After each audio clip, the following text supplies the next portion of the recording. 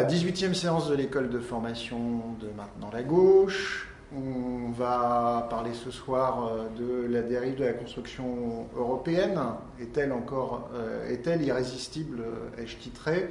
C'est Sébastien qui va faire la petite introduction sur le rapport de la thématique de la soirée avec l'actualité.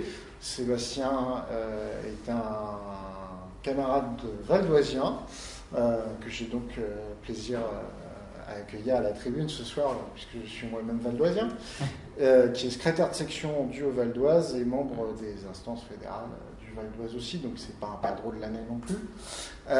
Mais il va faire ça très bien, et puis ensuite il fera mettre du temps pour me taper sur les doigts si vraiment je commence à trop déborder. À toi Sébastien.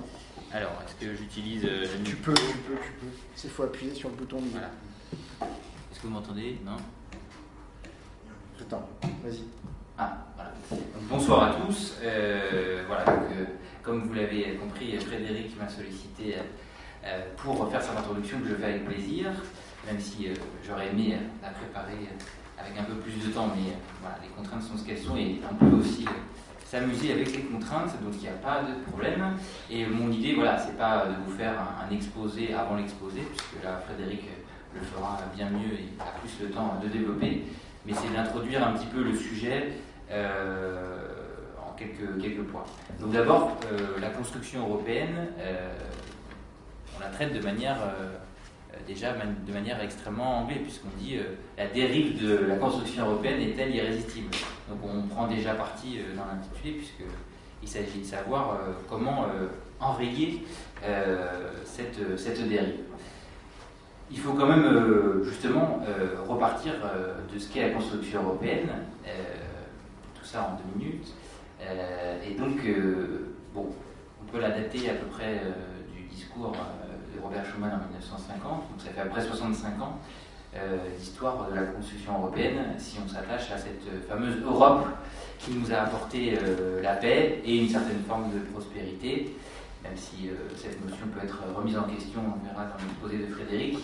Voilà, c'est une construction qui, pour reprendre un peu le contre-pied finalement de l'intitulé de cette formation ce soir, a un bilan qui pourrait apparaître aux yeux de beaucoup comme assez positif, puisque, comme nous connaissons tous aussi bien l'histoire de l'Europe, nous savons que l'histoire de l'Europe, c'est une histoire qui est faite de guerres, émaillée de conflits entre les nations, entre les États, entre les peuples, et qui a eu très peu en fait de période de stabilité comme nous l'avons connu depuis la Seconde Guerre mondiale. Donc ça veut dire plus de 60 ans, maintenant 65 ans, 70 ans de paix, et ce qui est un acquis déjà. Après, il y a la relation des socialistes avec la construction européenne, et on a été partie prenante. On se rappelle encore, on a le discours de François Mitterrand qui résonne dans nos têtes. Le nationalisme, c'est la guerre, et donc le grand projet européen, c'est aussi l'étape du traité de Maastricht avec Mitterrand, mais c'est aussi l'acte unique européen qui l'a précédé, et qui ont permis de développer l'Europe, la construction économique de l'Europe, du marché intérieur, et de progressivement aboutir à la monnaie unique. Donc en fait, la difficulté dans une introduction, c'est qu'on voit qu'il y a 20 problématiques, y compris quand on se situe dans le cadre de l'intitulé, qui se pose à nous.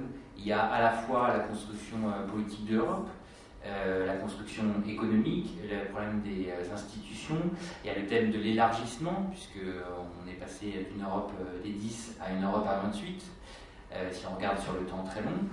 Et donc on voit que l'Europe, pour reprendre le côté positif de son bilan, a réussi à relever malgré toutes les vicissitudes, tous les traumatismes, toutes les difficultés de cette construction, a réussi souvent à relever des défis de grande ampleur, puisqu'elle a réussi à passer de 10 États à 28, à construire une monnaie commune qui, malgré tous ses défauts, et on sait qu'ils sont grands, arrive à tenir malgré tout, a réussi à être la première puissance économique du monde, et à constituer encore aujourd'hui un espace qui attire des peuples du monde entier et qui résonne, dont le projet politique résonne dans le monde entier, sur le plan des droits de l'homme évidemment, mais aussi sur son modèle social qui est original. Et donc, voilà, toute la problématique, et Frédéric la développera à sa manière évidemment, mais c'est de savoir pourquoi cette dérive de la construction européenne a lieu, comment elle se caractérise, notamment sur son aspect démocratique, puisqu'on voit que c'est un aboutissement incomplet, puisqu'on se souvient très bien du traité sur le référendum sur le traité de l'Union européenne de 2005, qui avait été rejeté par la France et les Pays-Bas, notamment, mais il y a eu aussi la problématique de l'impôt qui n'est pas levée par l'Union européenne, donc on peut s'interroger aussi là-dessus, par exemple, donc le faible budget européen, pour faire court, qui ne permettait pas à cette entité d'exister de manière aussi importante qu'elle le souhaiterait. Et puis enfin, il y a aussi la problématique de la sécurité commune et d'une Europe de la défense qui est, encore une fois, en grande difficulté. Donc je ne parlerai même pas de la politique étrangère de l'Union européenne, mais enfin, vous voyez, il y a beaucoup de problématiques qui se posent à travers cette Europe. Mais je voulais rappeler, en tout cas à travers cette introduction, qu'on se pose dans un cadre, dans une construction, comme la formation le rappelle, et donc par là même qui est sans cesse, en permanence remise sur le métier, qui fait l'objet de remise en cause, mais qui avance coûte que coûte, et parfois coûte que coûte au détriment, malheureusement, quand on observe l'orientation néolibérale, au détriment des peuples européens eux-mêmes, mais qui doit quand même nous interpeller dans le fait qu'elle a réussi quand même à constituer un espace à la fois de développement économique important, de protection et de prospérité pour des centaines de millions d'Européens. Voilà. Merci Sébastien, on peut le remercier, c'est jamais facile, surtout que je lui ai demandé ça en milieu de journée, donc c'est pas évident de se lancer là-dedans, au débeauté. Alors, petit avant-propos, cette séance ne traitera pas de l'Europe, c'est la paix et haute tarte à la crème, parce que moi j'ai plutôt tendance à dire que c'est parce que c'est parce qu'il y avait la paix qu'on a pu faire la construction européenne, et notamment, en tout cas dans les premières années, sur lesquelles on ne reviendra pas de la paix sous bouclier nucléaire américain. Voilà, on va parler essentiellement de l'évolution de la construction européenne à partir de la relance avec l'acte unique et donc de la nature des institutions communautaires et de leurs interactions avec les États membres. On ne parlera pas de l'évolution et du rôle des gauches européennes et de la situation des gauches européennes directement dans cette séance. Elle fera l'objet d'une autre séance. Je vous avais dit dans l'invitation qu'on pouvait aussi se référer à la séance qu'avait fait notre camarade ariégeois François Lafont l'année dernière pour servir de base de départ, qui traitait de la gauche et la construction européenne, repères et concepts. Voilà. Alors, pour commencer, un petit tableau, histoire d'illustrer tout ça, pour vous montrer que le sujet est bien complexe.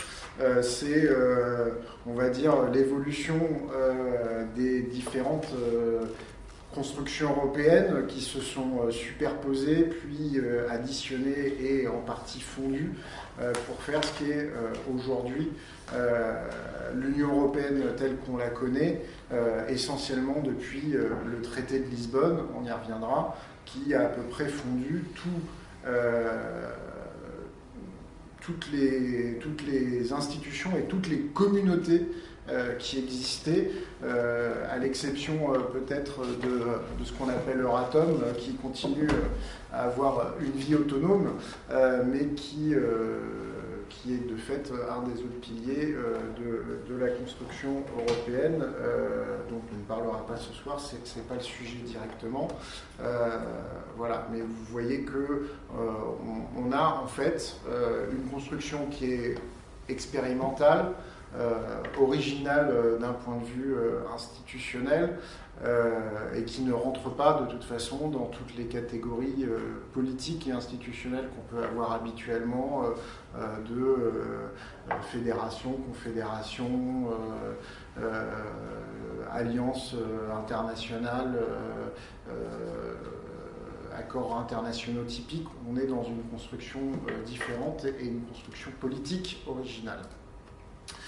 On va repartir au milieu des années 80, ou plutôt au début des années 80, où la construction européenne connaît pour la première fois depuis une trentaine d'années, une véritable crise, un véritable blocage qui est essentiellement dû à la crise économique depuis le milieu des années 70 et puis avec le deuxième choc pétrolier, et la plus grande divergence qui existe entre les principaux membres de la communauté économique européenne,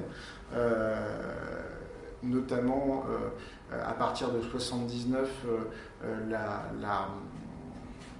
la volonté de Margaret Thatcher et de la Grande-Bretagne de taper du poing sur la table, de dire qu'ils payent trop, etc. Et puis une véritable difficulté, puisqu'on est dans un retour de tension internationale au cœur de l'Europe, avec la crise des missiles, l'Allemagne qui est en première ligne, la France qui commence à avoir de sérieuses difficultés économiques liées à la mise en application du programme de 81 et de la gauche arrivée au pouvoir. Et donc le rapprochement entre Mitterrand et Helmut Kohl, qui arrive au pouvoir un an et des poussières après Mitterrand en France, Helmut Kohl devient chancelier en Allemagne. Va y avoir donc, on va dire, un échange de bons procédés pour relancer le moteur franco-allemand, qui était dans l'Europe des 6 puis 7 le facteur essentiel de progression de la construction européenne à l'époque. Donc on va dire finalement amen à Margaret Thatcher avec le chèque britannique, je ne reviendrai pas dessus, et on va confier à Jacques Delors et à M. Cockfield la rédaction d'un livre blanc pour réformer le marché intérieur, qui va déboucher sur plusieurs choses. Les premiers accords de Schengen sur la circulation des citoyens et des marchandises, et puis surtout, petit à petit, pour être signé définitivement en 86, l'acte unique européen, qui va entrer en vigueur en 87, qui modifie le traité de Rome et qui doit renforcer essentiellement le marché intérieur et va relancer de fait la construction économique européenne qui était jusqu'ici en berne. C'est aussi véritablement le choix de la France socialiste de l'époque de mettre en veilleuse un certain nombre de ses revendications économiques et sociales pour rester dans le serpent monétaire européen et poursuivre. Alors on pourra avoir de longs débats plus tard sur est-ce qu'il fallait le faire ou pas, mais poursuivre la construction européenne dans un cadre qui effectivement n'était peut-être pas celui qu'on aurait aimé à l'époque, mais qui s'inscrit dans la progression déjà de l'offensive libérale qui a commencé dans les années 70 chez les anglo-saxons. La révolte fiscale des Californiens dès 1976 avec Ronald Reagan, Margaret Thatcher en 1979 en Grande-Bretagne, etc. Voilà, donc la France était complètement à contre-pied avec l'arrivée des socialistes au pouvoir en 1981. L'acte unique a pour débouché logique petit à petit le traité de Maastricht, qui doit renforcer les institutions communautaires, élargir leurs compétences. Alors pour le coup, pour la première fois, l'environnement, la politique étrangère, la recherche technologique, mais le traité de Maastricht a comme nouveauté jusqu'ici, effectivement, d'envisager une union politique qui commence à prendre des dimensions étatiques, ce qui n'était pas le cas jusqu'ici, avec donc l'intégration de champs de compétences qui était jusqu'ici le ressort exclusif des États, politique extérieure et sécurité, les questions de justice et d'affaires intérieures, et puis au-delà de ça, la question de la citoyenneté européenne. C'est l'invention principale du traité de Maastricht, d'un point de vue nouveauté sur l'intégration européenne, le fait que les citoyens de chaque État membre deviennent également citoyens européens, ce qui peut avoir des conséquences quand on est à l'étranger, qu'on peut effectivement s'adresser à la représentation européenne qui est présente dans un pays. Enfin, ça peut paraître anodin, mais ça aura des conséquences ensuite sur l'élection des étrangers, l'éligibilité et le droit de vote des étrangers communautaires, etc., dans chacun des États de l'Union. Le rôle accru du Parlement européen et la perspective de l'union monétaire qui est maintenant affirmée. L'ensemble de ces dispositions visant effectivement également à apporter une réponse à la chute du mur de Berlin, à la réunification allemande et la volonté politique d'ancrer définitivement l'Allemagne au cœur de l'Europe et pas la laisser petit à petit éventuellement se déporter vers l'Europe centrale. Voilà, je vous rappelle je crois que c'était l'événement du jeudi qui avait fait des scénarios de si on vote non à Maastricht, on va aboutir à la guerre, et puis c'est tout le scénario de l'Allemagne qui retourne vers l'Europe centrale, etc., etc. Enfin bon, bref, les trucs un peu catastrophistes qu'on a eu comme ressucés en 2005. Néanmoins, dès le départ, le traité de Maastricht a des insuffisances.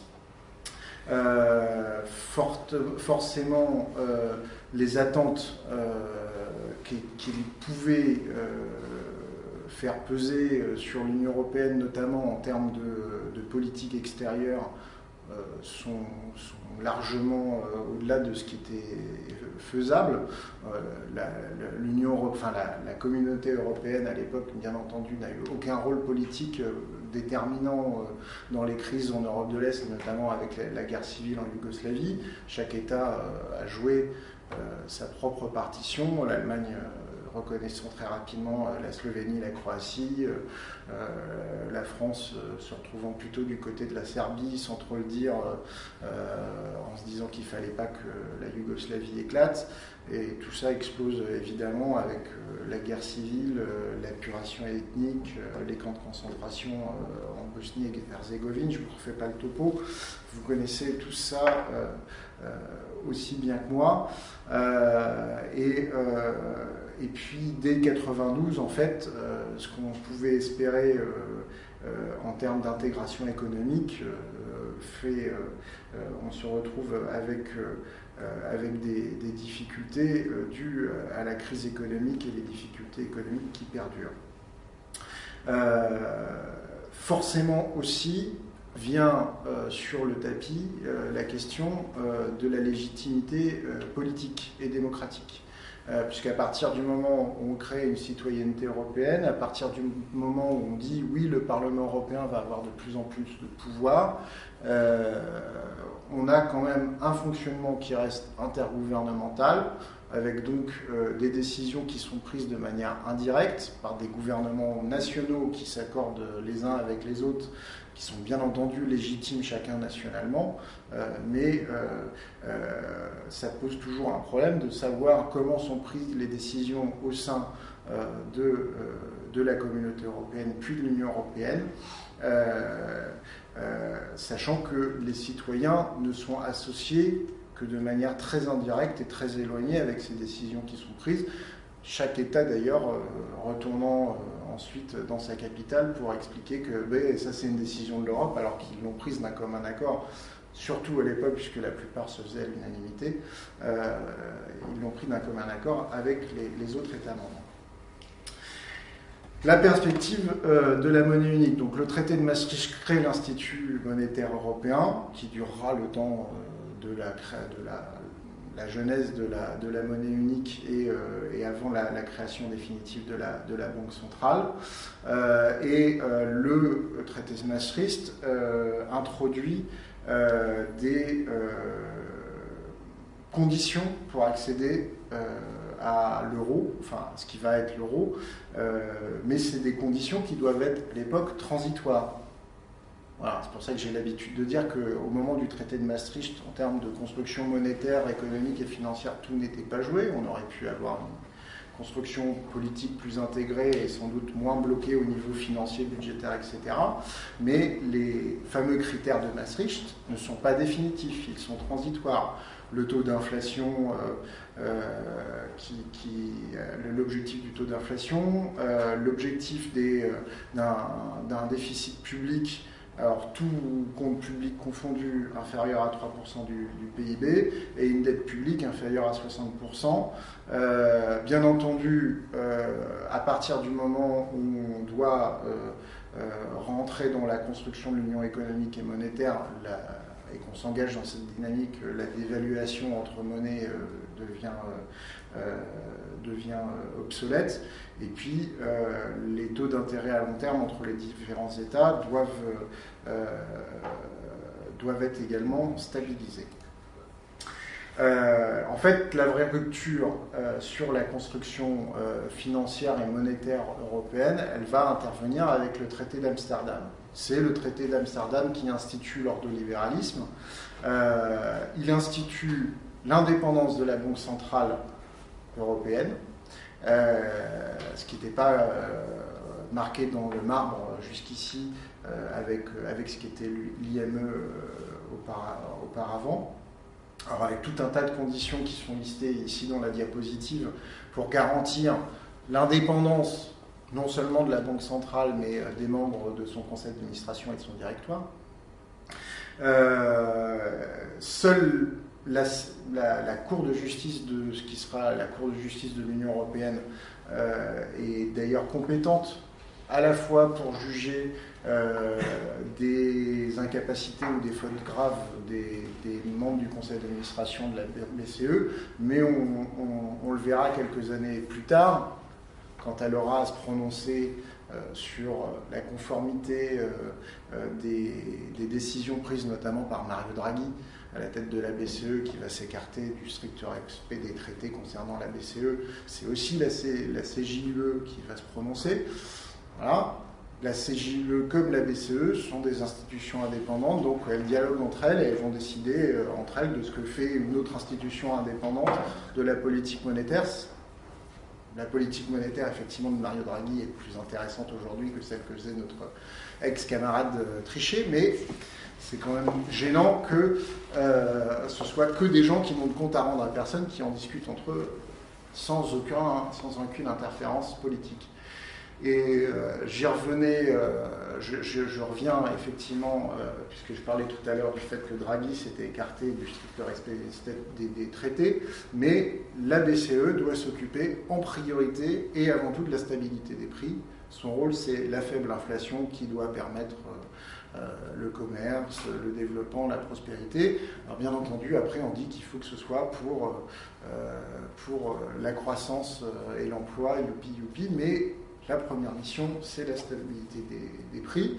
Et surtout, c'est à partir d'Amsterdam que les critères de convergence de Maastricht, qui jusqu'ici étaient transitoires, deviennent des règles permanentes de la monnaie unique. C'est à partir de ce moment-là, on va avoir l'obligation de vous êtes dans l'euro, vous êtes dans l'Union économique et monétaire, vous devrez ad vitam aeternam respecter les critères de Maastricht. C'est Jacques Chirac, quand il était président de la République de plein exercice, avec une majorité de 400 députés, qui avait essentiellement négocié le traité d'Amsterdam et donné notamment son accord à Dublin. Lionel Jospin, malgré ce qu'il avait dit quand il était premier secrétaire du PS, ne va pas remettre en cause la décision, considérant que la voix de la France avait été engagée. Et puis qu'il n'était pas président de la République et que c'était Jacques Chirac. Néanmoins, Lionel Jospin va négocier le fait que l'entrée concrète dans l'union économique et monétaire se fasse non pas sur le respect stricto sensu à un moment donné des critères de Maastricht qui avaient dicté auparavant, mais dans une logique de ils y vont, ils y avancent, ils vont y arriver, on les accepte. Ce qui va donc permettre d'abord à l'Italie, à l'Espagne et au Portugal de rentrer dans l'Union économique et monétaire, et puis juste quelques années après, à la Grèce d'y rentrer. C'était notamment important pour l'Italie, où à l'époque Romano Prodi était président du Conseil, parce que l'Italie était un des États fondateurs de la communauté économique européenne. Ça aurait posé problème qu'un des États politiquement. C'est là où encore à l'époque on fait encore un peu de politique. Ça aurait posé problème que l'Union économique et monétaire se fasse sans l'un des États fondateurs. Et donc, le 2 mai 88, on décide que 11 États membres vont pouvoir rentrer dans l'Union économique et monétaire dès le 1er janvier 99. Belgique, Allemagne, Espagne, France, Irlande, Italie, Luxembourg, Pays-Bas, Autriche, Portugal et Finlande. Voilà. Dans la foulée, le pacte de stabilité et de croissance, qui est notre deuxième épouvantail. Donc, le traité d'Amsterdam est complété pour coordonner, à la rigueur, on peut considérer que c'est normal, on a une même monnaie, il faut un minimum coordonner ses politiques budgétaires. Et éviter des déficits excessifs qui pourraient déséquilibrer le système. Le pacte de stabilité et de croissance n'est pas qu'un simple accord politique, puisqu'il devient normatif, et le Conseil de l'Union européenne adopte le 7 juillet 1999 des règlements qui imposent en droit communautaire, et pas simple accord politique, le fait que l'effort de réduction des déficits soit prolongé, même si la politique budgétaire, contrairement à la politique monétaire, reste une compétence nationale. Donc le pacte de stabilité et de croissance, il a deux types de dispositions. La surveillance multilatérale, avec les États de la zone euro qui doivent présenter leurs objectifs budgétaires à moyen terme, et un système d'alerte qui permet au Conseil ECOFIN, c'est-à-dire le Conseil des ministres de l'économie et des finances de l'Union, d'adresser des recommandations à un État qui risquerait d'avoir des dérapages budgétaires. On a vu que par la suite, il y a eu des gros trous dans la raquette. La procédure de déficit excessif, ou PDE, on y reviendra à plusieurs reprises, dès qu'on dépasse 3%, sauf circonstances exceptionnelles. Alors les circonstances exceptionnelles, elles vont surtout être mises en œuvre pour les principaux États, les plus puissants États de l'Union, et puis bien entendu en période de crise économique intense, comme on va connaître après la crise des subprimes, on mettra ça en parenthèse, mais là pour le coup, c'est pas comme la parenthèse de 83, c'est le genre de parenthèse qu'on a volonté de refermer assez vite. Le Conseil de l'Union peut, en cas de dérive, demander qu'une amende soit payée à la Banque Centrale Européenne. C'est là où ça commence un peu à dévier, parce qu'un État est en difficulté, sauf à vouloir tricher volontairement, et comme il est en difficulté, on va le sanctionner plutôt que l'aider. Donc là déjà, on va commencer à avoir 2-3 petits problèmes là-dessus. Les politiques d'intégration communautaire, je vais vous les dire quand même, parce que les communautés européennes puis l'Union européenne se sont faits avec des élargissements successifs, avec des États qui étaient différents, avec des niveaux de développement différents.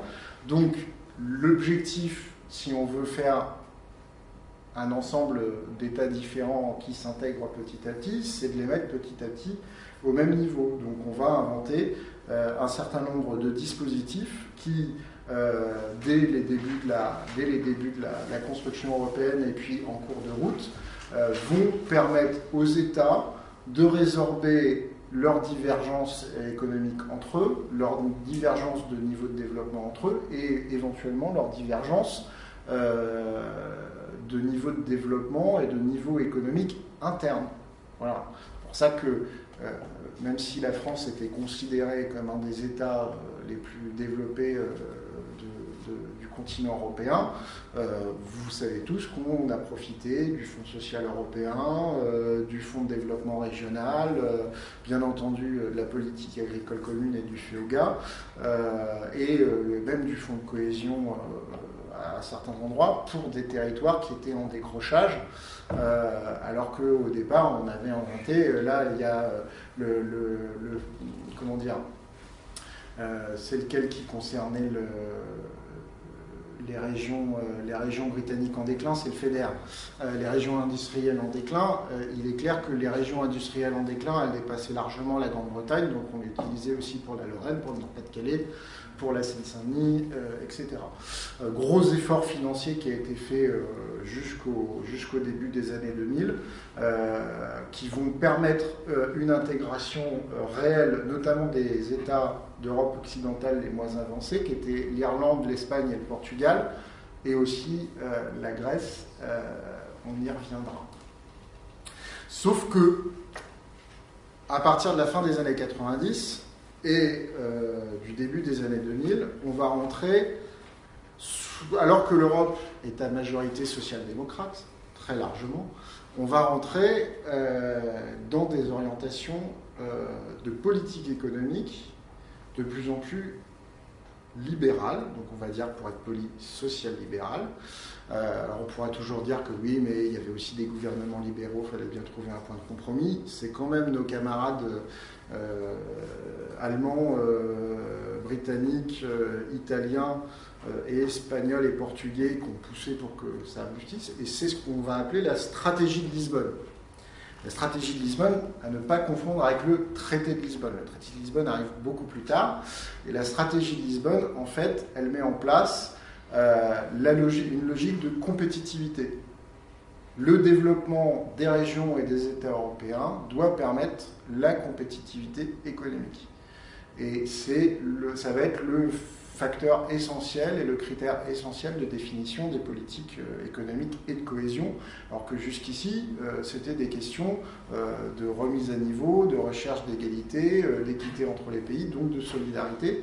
Là, on va arriver à des logiques de compétitivité, et forcément, cette logique de compétitivité va introduire une logique de compétitivité au sein même de l'Union européenne. Et c'est l'Allemagne qui va en tirer profit. Alors l'Allemagne, vous le savez, après l'intégration de l'Allemagne de l'Est, plus quelques difficultés, va avoir du mal à sortir de la crise économique. Il va y avoir les fameuses réformes de Schröder, et ils vont jouer à plein, continuité entre les gouvernements sociaux-démocrates et démocrates chrétiens conservateurs, ils vont jouer à plein ce qu'on connaît aujourd'hui du modèle économique de l'Allemagne, c'est-à-dire un modèle de développement industriel, essentiellement machine-outil, tourné vers l'export, faible consommation intérieure. Donc l'Allemagne va produire, va exporter.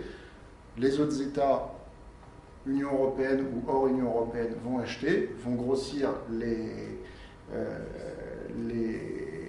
la balance commerciale allemande, et eux vont déséquilibrer leur balance commerciale.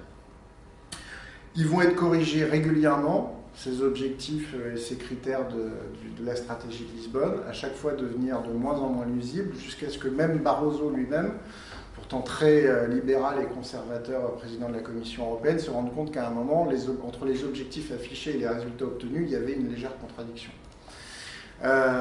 Et de fait, c'est au moment où on met en place cette stratégie de Lisbonne où les efforts concrets, notamment budgétaires, d'intégration intérieure de l'Union européenne vont faiblir.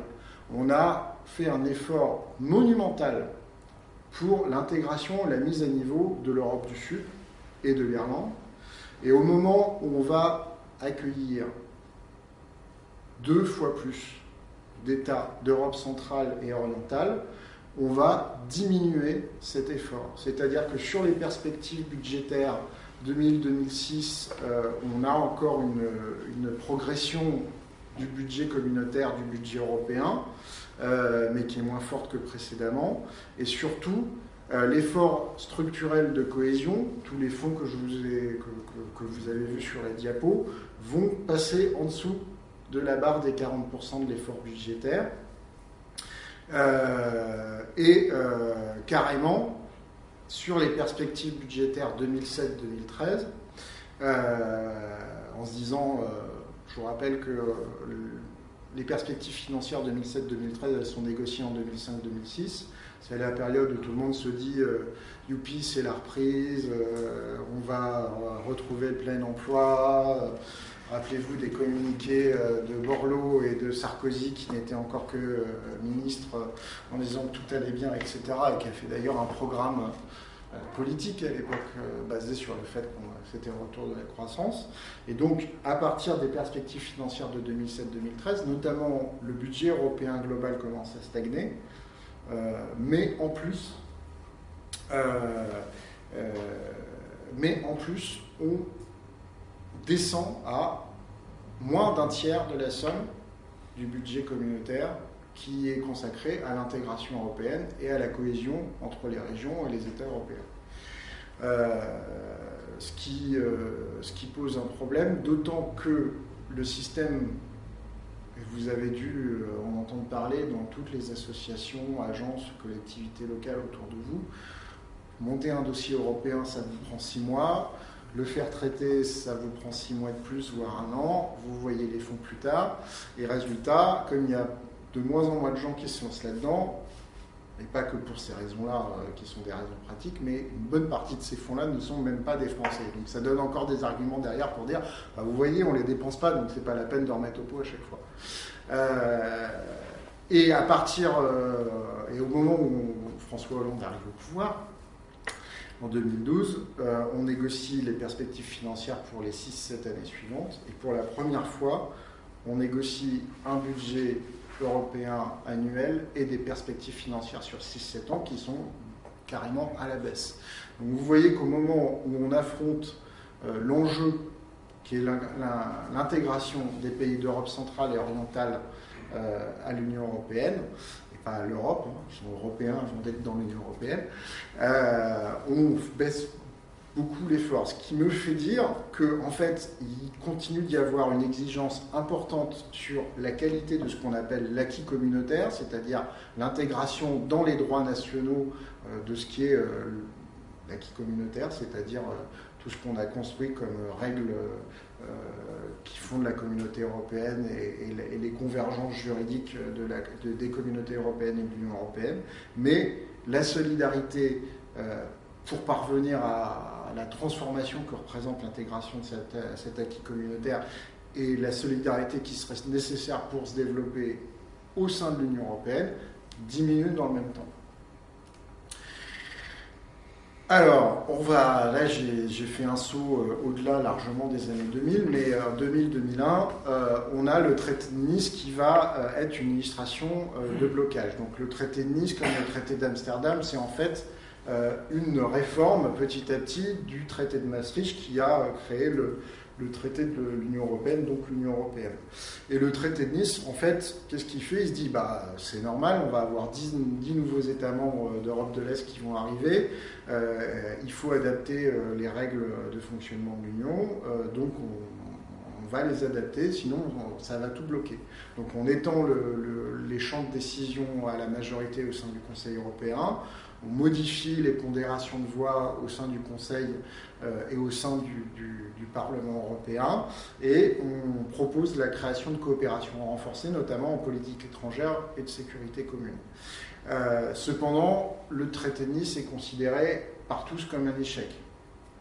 Et pas simplement parce que les Irlandais l'ont une première fois rejeté par référendum, il a fallu qu'ils revotent 2 fois quelques mois plus tard pour dire « Oh, finalement, on s'était trompé, on vote pas non, on vote oui », pour que ça puisse passer.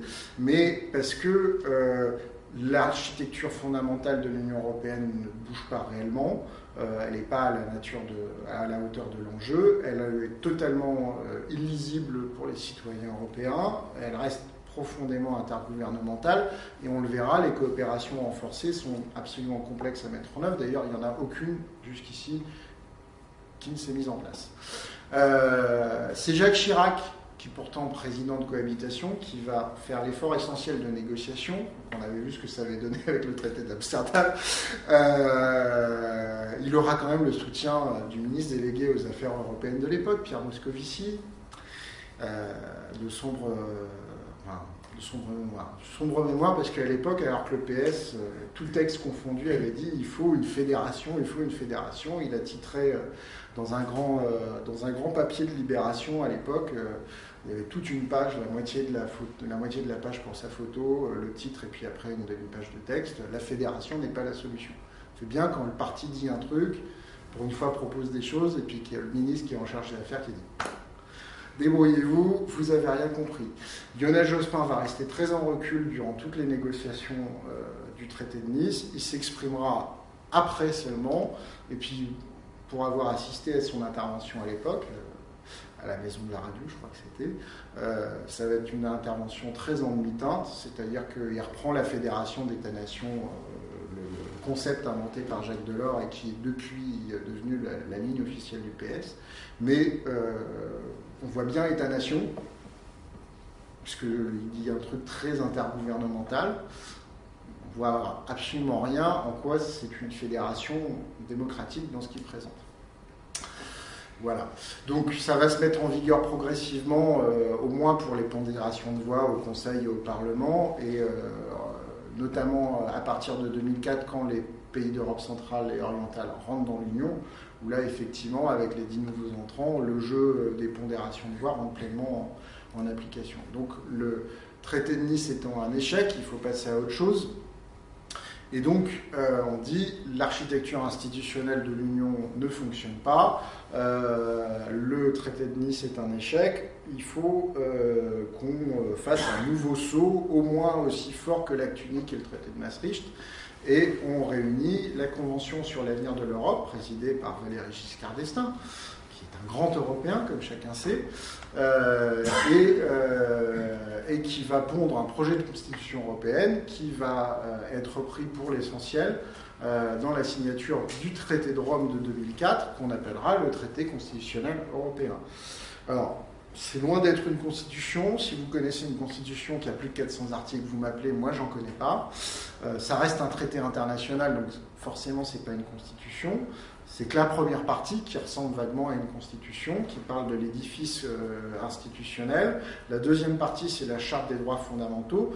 La troisième partie, c'est la reprise et la synthèse de l'acquis communautaire, qui représente la particularité qu'il a été intégré dans le texte issu de la Convention et repris dans le traité de Rome uniquement par la volonté divine de Valéry Giscard d'Estaing, qui n'en a absolument pas discuté avec la Convention. Et la quatrième partie, c'est les dispositions techniques sur comment marche le traité, comment on fait pour le ratifier, comment on fait pour le modifier, etc. Pourquoi il aurait fallu voter oui au traité constitutionnel? Alors, j'ai dit tout à l'heure, il faut adapter les institutions européennes. Ça ne peut plus fonctionner là. On a maintenant un président pour l'Europe, la personnification, on va savoir qui est l'Europe, parce que le président de la Commission, ça ne suffisait pas. Et puis c'est vrai que la présidence tournante, tous les 6 mois, ça commençait à devenir compliqué. On a un renforcement du Parlement européen, donc c'est plus démocratique, il y a un meilleur équilibre des pouvoirs entre les différentes institutions. Il y a la fameuse initiative citoyenne avec la pétition du million de citoyens. L'intégration de la charte des droits fondamentaux au niveau du droit européen, ça pour le coup, ça aurait été une avancée, même si on y reviendra, il y avait des inquiétudes là-dessus. La perspective qu'on allait pouvoir faire des lois cadres et qui allaient notamment régler des sujets qui étaient en suspens, notamment pour les services publics. Alors là, on rentre dans les arguments plus ou moins négatifs, c'est qu'il n'y a pas de plan B, donc de toute façon, il faut le voter. Et puis, on ne peut pas casser 18 mois de négociation dans la Convention, et puis encore après avec les États membres.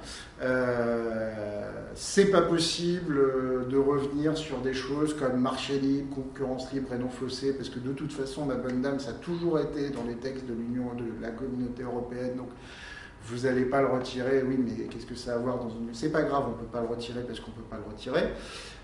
Et puis, vous inquiétez pas, le texte, on pourra le faire évoluer, on l'a toujours fait. Même si on est 25, 27, 30, on pourra toujours le faire évoluer. Et puis, attendez, c'est un texte de compromis. C'est un texte de compromis, on ne va pas casser ce si beau compromis avec tant de personnes autour de la table, on ne peut pas revenir en arrière. Les arguments avancés contre le traité constitutionnel européen, vous les connaissez mieux. Comment on fait évoluer un texte qualifié de constitution, donc qui est à cheval entre intégrer une constitution, on ne sait pas trop ce qu'on a, sachant que la partie 4 qui traite notamment des modifications futures des traités, rend le texte quasiment impossible à changer. Moi, je me souviens qu'à l'époque, j'étais à NPS à l'époque, et dans les débats qu'on avait eus, j'avais dit, mais il y a un problème. Si certains d'entre nous sont fédéralistes, ce que j'étais à l'époque, et veulent une fédération européenne qui soit supranationale, etc., mais ce texte empêche la perspective, un jour, d'une fédération démocratique intégrée supranationale. Vu les conditions de modification, on n'ira pas plus loin, c'est l'acte définitif de la construction européenne, on passe à autre chose.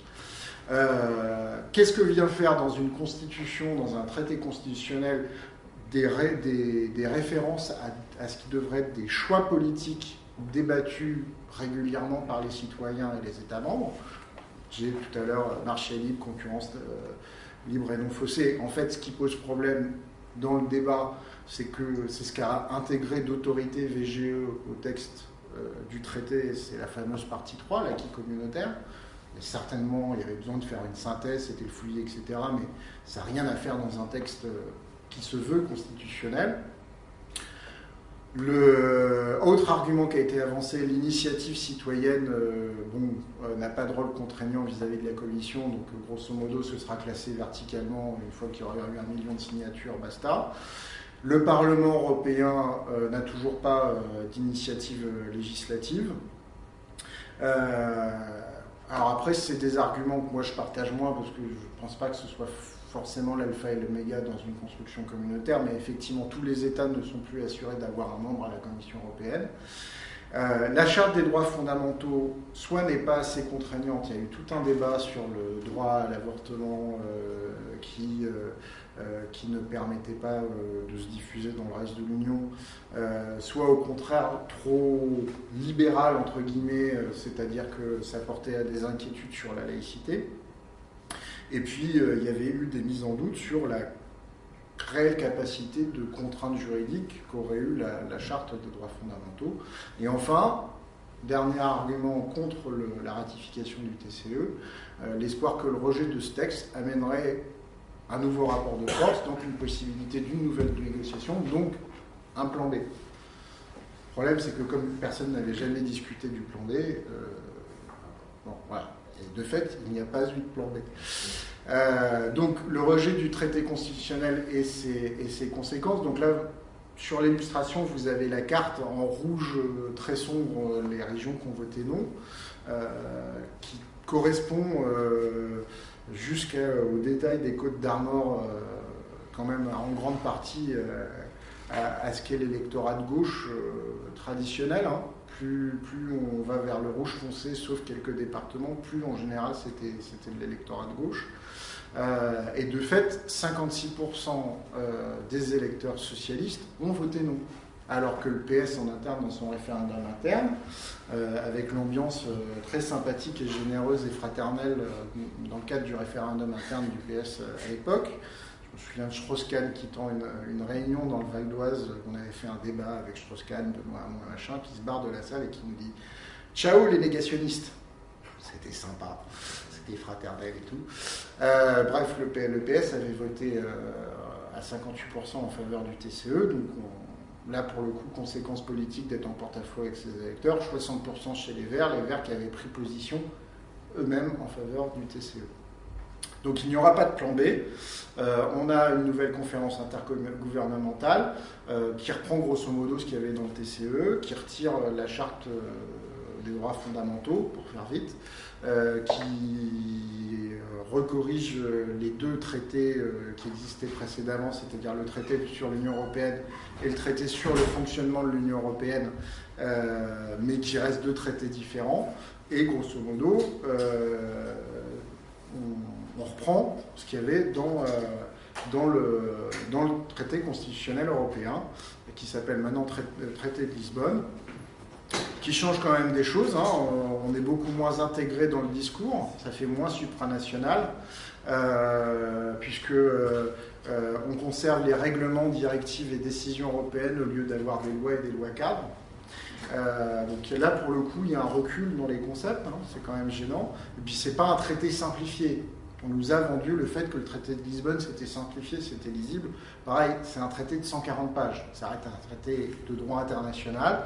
140 pages, faut se le fader. Donc, on ne tient aucun compte du vote des Français et des Néerlandais. Alors, je vous rassure, hein, les Français et les Néerlandais n'avaient vraisemblablement pas voté non en 2005 pour les mêmes raisons. Et je pense que les électeurs de droite et du Front National qui ont aussi voté contre le TCE n'ont pas voté non pour les mêmes raisons que la majorité des électeurs de gauche qui ont rejeté le TCE. Voilà. Mais on n'explique pas que tous les électeurs de gauche ont voté pour des raisons de repli, de souverainisme frileux, etc. C'est pas ça qui se passait. Néanmoins, on ne tient pas compte de ce vote souverain de 2005 et le Congrès ratifie le traité et nos députés socialistes, avec les députés UMP, ratifient encore le traité en 2008. Et donc avec les modifications constitutionnelles qui vont avec pour le permettre, sachant que une avancée du traité de Lisbonne corrige ce dont je parlais à propos de la partie 4 du TCE, c'est-à-dire qu'il y a des moyens et des biais pour modifier, pour réviser plus facilement le traité. Donc le traité de Lisbonne n'est pas le traité final de la construction européenne. On va le voir.